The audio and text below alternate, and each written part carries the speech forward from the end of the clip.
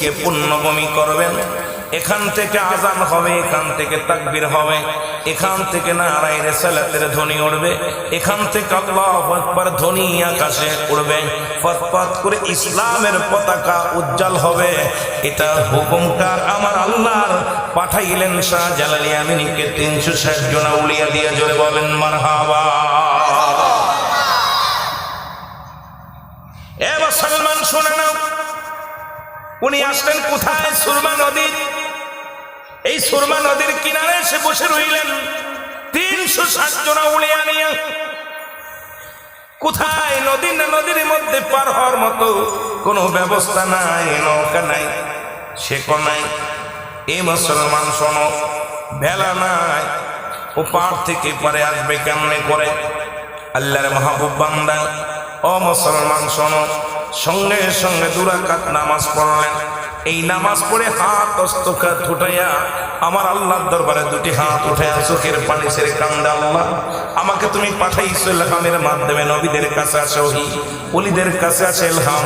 ও মুসলমান শুনে নাও, ইলহামের মাধ্যমে জানতে পারলো শাহজালাল চিন্তা করো না, তোমার সফর সঙ্গীদেরকে নিয়ে আমি আল্লাহ পাক যেখানে ঘোষণা করেছি ওখানেই তুমি যাবে, যেখানে ব্যবস্থা করেছি সেখানেই তুমি যাবে। একটু ধৈর্য ধরো। সালাত আদায় করে দোয়া করে নিজের যায় নামাজ খানা পানির মধ্যে ছেড়ে দিলেন। ও মুসলমান শুনেন, 1 জন নয়, 2 জন নয়, 360 জন আউলিয়া সুরমা নদী পার হলেন। সেদিন যায় নামাজে বর করে চলেন। 9টা ট্রাক নিয়ে, যানবাহন নিয়ে ফেরি তলা গেছে, যেখানে বড় বড় লঞ্চ গুলো তলা যায়, বড় বড় জাহাজ গুলো পানির ভিতরে তলিয়ে যায়। কিন্তু শাহজালাল ইয়ামিনী কাল্লা এমন পাওয়ার, এমন ক্ষমতা আল্লাহ দান করেছিলেন। 360 জন আউলিয়া নিয়ে সুরমা নদী পার হলেন।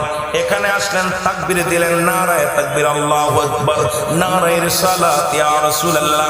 এই ধ্বনি যখন দিলেন, আজান যখন শুরু করলেন, প্রথম যখন শাহজালাল ইয়ামিনী আজান দিলেন, এই জমিনের মধ্যে গোরগোবিন্দর দালান কোঠাগুলো থরথর করে কাঁপতে লাগলেন। ও মুসলমান শুনে নাও, শুধু এখান থেকে আজানের ধ্বনি শুরু হয়ে গেল। শুধু তাই নয় মুসলমান, লম্বা আলোচনা নয়, অল্প একটু কথা বলে আমি আলোচনায় ফিরে যাই।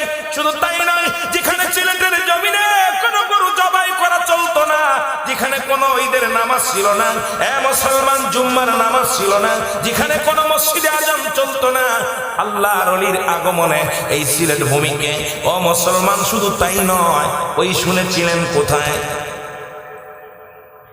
একটা আকিকা হলো কার? বুরহানুদ্দিন তার কলিজার টুকরা সন্তানের জন্য সুন্নাতের রাসূল আকিকা করলেন।